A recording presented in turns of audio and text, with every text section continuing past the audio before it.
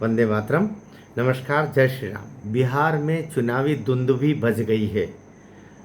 चाहे भारतीय जनता पार्टी हो, चाहे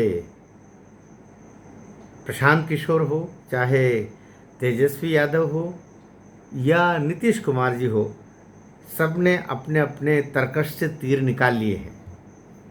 अभी जैसे हालात दिखाई दे रहे हैं, तेजस्वी बिलबिला रहे हैं परिवार के साथ लालू यादव, और लालू यादव के साथ उनके अपराध, उनका चारा कांड, उनका भ्रष्टाचार, उनका परिवारवाद, उनका ज़मीन के बदले नौकरी, उनका अपराधीकरण, जो उनके समय पर चारों ओर हाहाकार मचता था, वो सब भी आड़े आ रहा है।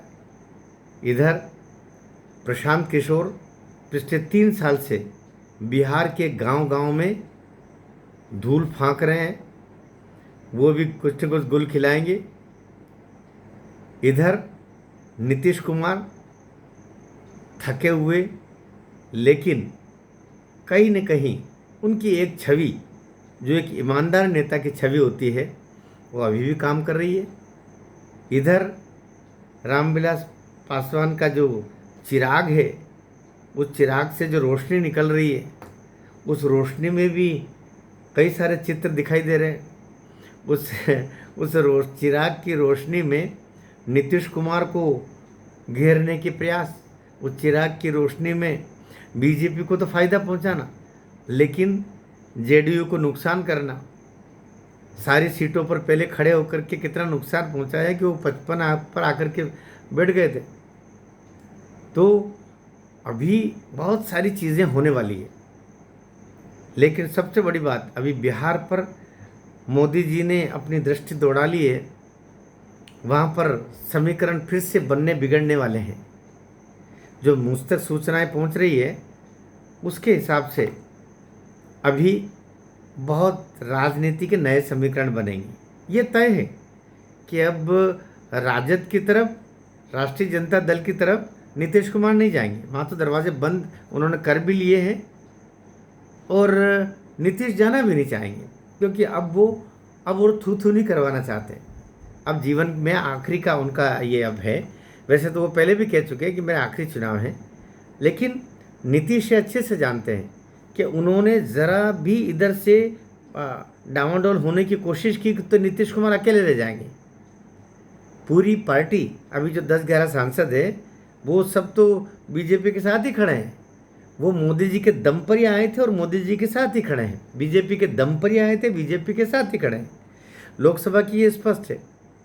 और जहाँ तक विधानसभा की बात है, विधानसभा में भी बीजेपी ही बहुमत में।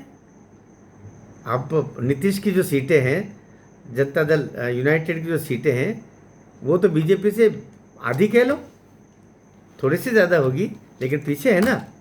तो ऐसी अवस्था में अब ये तो बात खत्म हो गई कि नीतीश का यह आखिरी कार्यकाल है, बहुत स्वाभाविक रूप से। लेकिन तेजस्वी का भी कोई समय आ जाएगा, ऐसा नहीं।